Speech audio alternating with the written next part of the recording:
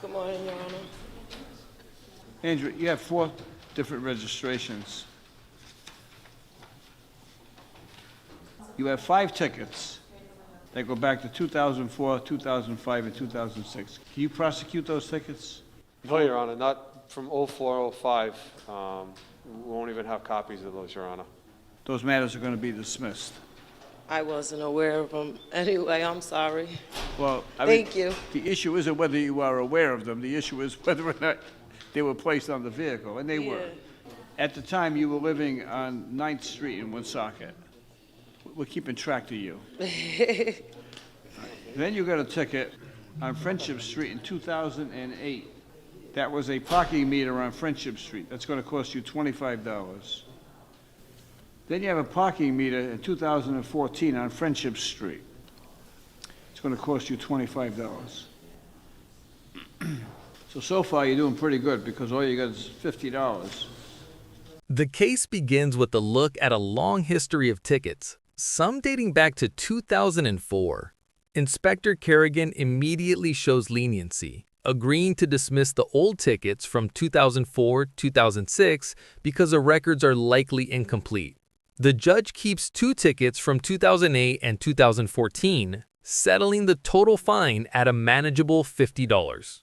The woman seems to be doing pretty good, but this is about to change dramatically as the most recent tickets are addressed. And now you have 4 parking tickets. Are you talking about the most recent ones Most now? recent ones, right? All right. The one on 11-1. On the Nissan. Yeah, the one on 11-1, I went to Social Security because they had cut my check. Because my son was recently killed last year. So they cut my check because he had owed money. Who? My son was killed March of last year, right? So I was his rep payee. So they took my money because he had owed money. So I had to go to Social Security to fix that matter. When I came out, I had a ticket.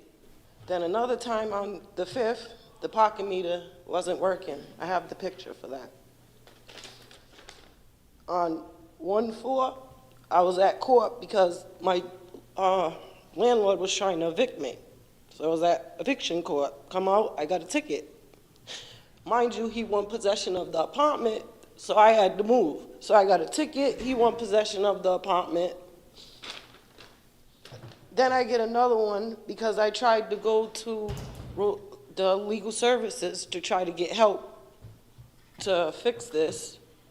I go get some change out of Dunkin' Donuts, come out, I got a $100 ticket. What was The defendant, Andrew, begins to explain the 4 most recent tickets, revealing a devastating chain of events. A ticket while at Social Security because they cut her check after her son was killed last year. A ticket because the parking meter wasn't working. She has a picture. A ticket while she was at eviction court, where she lost her apartment. A ticket trying to get change to pay for parking while seeking help from legal services. These are not simple, thoughtless infractions. They are a direct consequence of a massive, ongoing personal crisis. Can you imagine having that much bad luck all at once? It's like I can't win. What was the situation with the mix-up in Social Security with your son? My son was killed last year, March of last year. They said that he owed $75 of overpayment from May of 2016. Mind you, he was already deceased at that time. So what they did was they stopped my whole check until I went in there to fix the problem. So when I came out, I had a parking ticket. All right.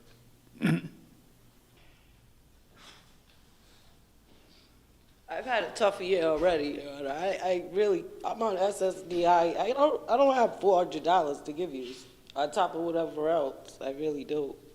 I just had to come up with money for a new apartment. I'm still paying Russell and Boyle for my son's funeral. Like, I don't know where this money's supposed to come from.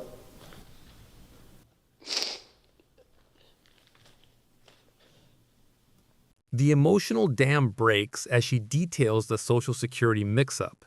They stopped her check because her deceased son allegedly owed a $75 overpayment. She is on SSDI, Social Security Disability Insurance, making her already financially vulnerable. She tearfully tells the judge, "I've had a tough year already," and she doesn't have the $400 for the tickets because she's still paying the funeral home for her son's service. This is a crushing reality. The city is asking her to pay hundreds while she's still burying her child. I wish I would have got my brother that night and he wouldn't have killed my son. That's why my son's gone. And I'm just really having a tough time, Your Honor. I think we can all express our sympathy to you and understand the trauma that you have experienced. I'm still going back and forth to court for that. It's still emotions and The moment of raw grief arrives. She expresses the pain of losing her son. "I wish I would have got my brother that night and he won't kill my son. I'm just really having a tough time." She confirms she's still going back and forth to court for that. The parking tickets are minor annoyances compared to the ongoing trauma of her son's homicide case. The judge and court staff are visibly moved. I'm going to take all of the circumstances that you just have explained to me into consideration and see if I can balance the equities to protect the interest of the city and take into consideration, the horrific story that you just told us relative to your son. I don't think anyone in their lifetime would ever want to experience that, so. it's the worst feeling in the world. I feel so empty and lost. I'm going to reduce this to $50. How much time do you need to pay it? I have it on me. The judge speaks with genuine compassion, expressing sympathy and acknowledging the horrific story. He recognizes that no one should ever have to experience that kind of loss. He says he will take all her circumstances into consideration to balance the equities, fairness. He reduces the remaining fine from the hundreds down to a mere $50. This massive reduction is the court trying to show mercy. All right. That's not going to leave you without any money, is it? I'll leave here with $5. Thank you, Your Honor. I'm not going to leave you with $5. I'm not going to leave you. I'm going to dismiss everything. The defendant quickly states she has the $50 on her now. The judge asks if paying it will leave her with any money. Her answer is absolutely heartbreaking. "I'll leave here with $5. That single statement, leaving her with only $5 to her name, is the final piece of emotional evidence. The judge immediately changes his mind. "I'm not going to leave you with $5. I'm going to dismiss everything. Every single ticket, old and new, is dismissed." Thank you. All right. With our best wishes and hope that things turn around good for you. Okay. Thank you, Your Good luck to you. Good luck. The judge dismisses all matters, offering his best wishes and hope that things turn around good for you. This is not just a ruling, it's a blessing and a recognition of a person who has endured unimaginable hardship. Was this the most compassionate ruling you've ever seen? Professional overview and conclusion. This case involved Andrew, a woman dealing with 8 total parking tickets spanning from 2004 to the present.